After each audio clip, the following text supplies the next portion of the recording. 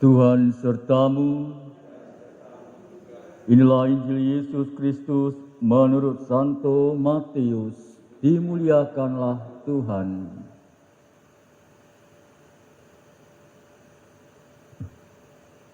Sekali peristiwa, Yesus berkeliling ke semua kota dan desa. Ia mengajar dalam rumah-rumah ibadat dan mewartakan Injil Kerajaan Surga, serta melenyapkan segala penyakit dan kelemahan.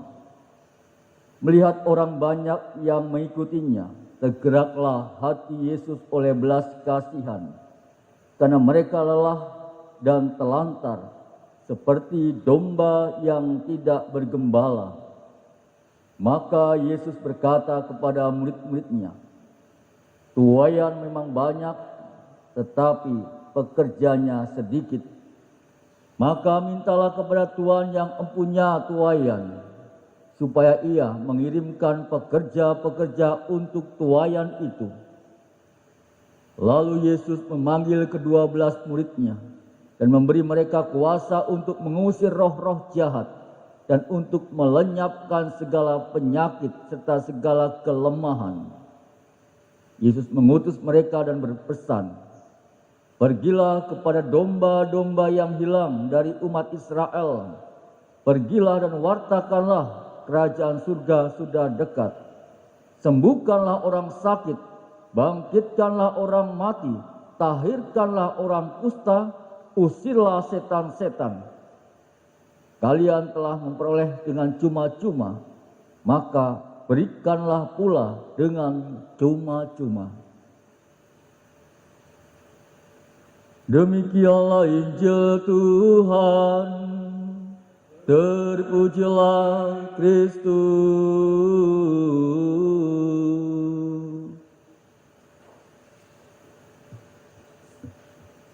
Para suster, Bapak, Ibu, saudara-saudariku yang terkasih dalam Tuhan kita Yesus Kristus,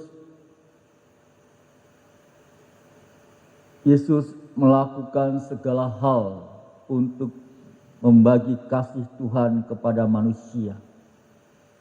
Membagi kasih merupakan dalam tanda kutip adalah proyek besar yang melibatkan banyak orang pilihan.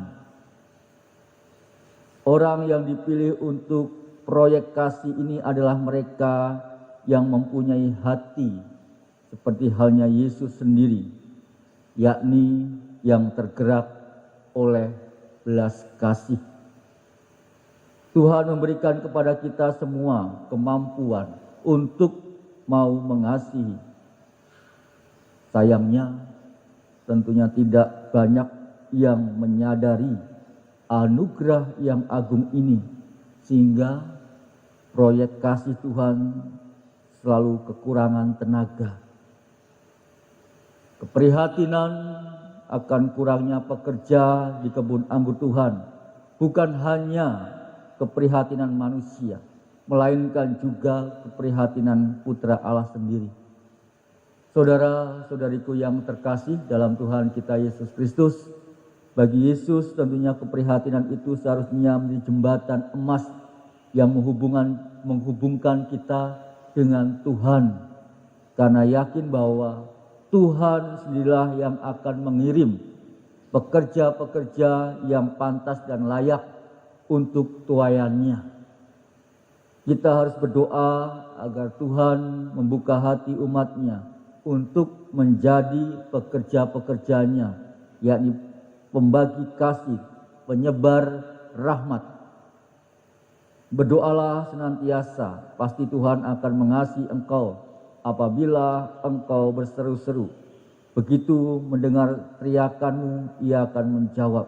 Inilah yang dikatakan dalam Nabi Yesaya. Kita juga harus membuka hati dan juga merelakan diri kita ketika Tuhan yang meminta kita untuk menjadi pekerjanya.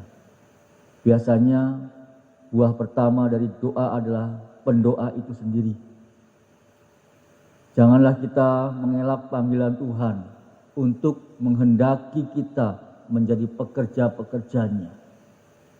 Janganlah kita sendiri yang menggagalkan doa kita dengan menunjuk kepada diri orang lain saja sebagai pekerja Tuhan, sedangkan dalam diri kita sendiri hanyalah penikmat rahmat, bahkan pelaksana putusan.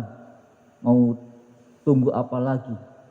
Ayo bekerjalah dalam proyek kasih-Nya, dalam pekerjaan-pekerjaan Tuhan. Tentu ladang kebun anggur masih luas untuk kita kerjakan dalam hidup iman kita. Tinggal mau apakah kita menanggapi karya kasih Tuhan dalam hidup kita untuk menjalankan pekerjaan-pekerjaan kasih Tuhan ini. Kemuliaan kepada Bapa dan Putra dan Roh Kudus